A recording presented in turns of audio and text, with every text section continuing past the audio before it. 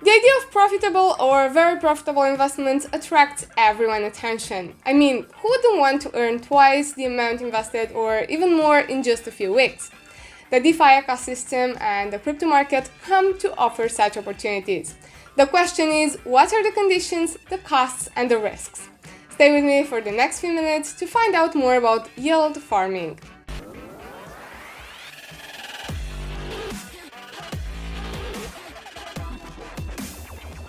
Hi there, my name is Christina, welcome to my YouTube channel. Today we briefly approach another concept in the DeFi area, yield farming. If you haven't seen my previous videos about decentralized finance and crypto lending, I invite you to see those as well. Because if you want to understand yield farming, you have to know what DeFi means. In a few words, yield farming is a way to increase the percentage of APY using certain DeFi protocols, where APY comes from annual percentage yield. The users, farmers, seek to obtain the highest profit using the strategies available in the ecosystem. The most profitable strategies usually contain several combined DeFi protocols. If at a certain moment a strategy is no longer profitable or there is a new strategy that seems to have higher yield, farmers will move their capital. This procedure is called crop rotation. Farmers always compare the APY from different strategies, looking for the highest values. The process is based on the users called liquidity providers or LPs, who add funds to liquidity pools. But what is a liquidity pool? Basically, it is a smart contract that contains funds. In exchange for providing liquidity to the pool, providers receive a reward. Related to liquidity pools, you might also hear the concept of liquidity mining, which is the process of distributing tokens to the users of a specific protocol. Some liquidity pools pay their rewards in multiple tokens, which can then be deposited into other liquidity pools to earn rewards there, and so on. I think you can see that this process that might seem trivial in the beginning can lead to very complex strategies. But the basic idea is that a liquidity provider deposits cryptocurrencies in a liquidity pool and earns rewards, tokens, in return for that.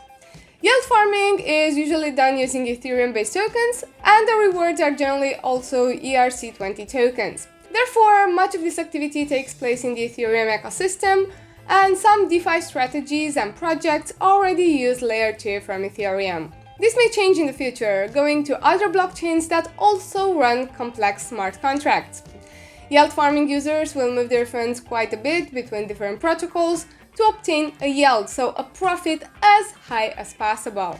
As a result, DeFi platforms can provide other economic incentives to attract more capital to their platforms. As with centralized stock exchanges, liquidity tends to attract more liquidity.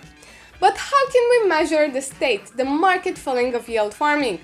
Through an index called Total Locked Value, which measures how much crypto capital is locked in DeFi loans. A good place to check that is Liquidity Polls. You can check which platforms have the highest amount of blocked cryptocurrencies or Ethereum. So again, how does yield farming work?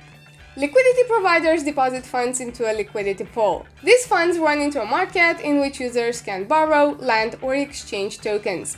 The use of these platforms generates fees, which are then paid to liquidity providers based on their share of the fund. In addition to fees, another incentive to add funds to a liquidity pool could be the distribution of a new token. For example, there may not be a way to buy a certain token in the open market, or it might be available in small amounts only.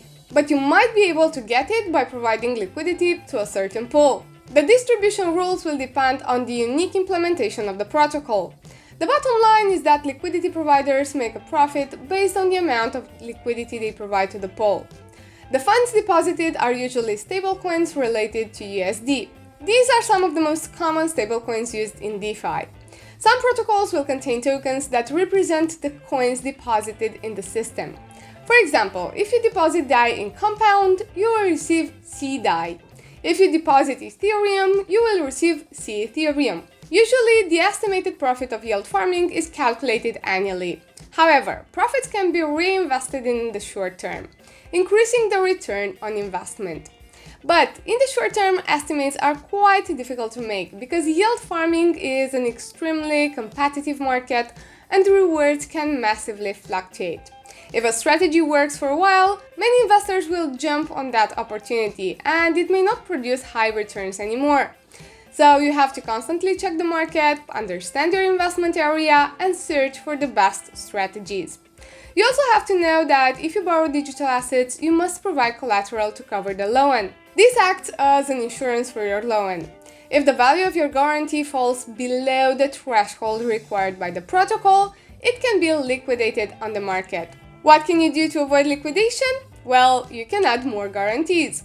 Let's suppose the credit protocol you use requires a 200% guarantee ratio. This means that for every $100 you deposit, you can borrow $50. However, it is usually safer to add more collateral than necessary to further reduce the risks of liquidation.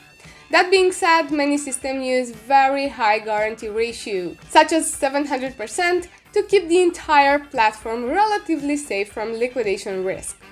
Yield farming is not simple. It is recommended to advanced users or after a deep study. Take into consideration that it involves high risks, as any other investment with high profit potential. An obvious risk refers to smart contracts that can sometimes have bugs, so have a close look at the projects you choose for investment. In addition, one of the biggest advantages of DeFi is also one of its biggest risks. The fact that the DeFi protocols can be easily integrated with each other, thus generating large profits. This means that the entire DeFi ecosystem depends on each of its components. So, if only one of the basic elements does not work properly, the entire ecosystem could fail. This is one of the biggest risks for yield farming and liquidity pool investors. You don't have to trust only the protocol in which you deposit your funds, but also all the others on which it could depend. To learn more about this area, I invite you to check the main platforms on which you can do yield farming. Just a few more words before ending this video, as I don't want to disappoint you, nor to generate too much enthusiasm. I have seen people gaining great amounts using strategies in this area, but at the same time I understand that this is a completely new concept and not all the associated risks are known yet. So be sure you understand all that.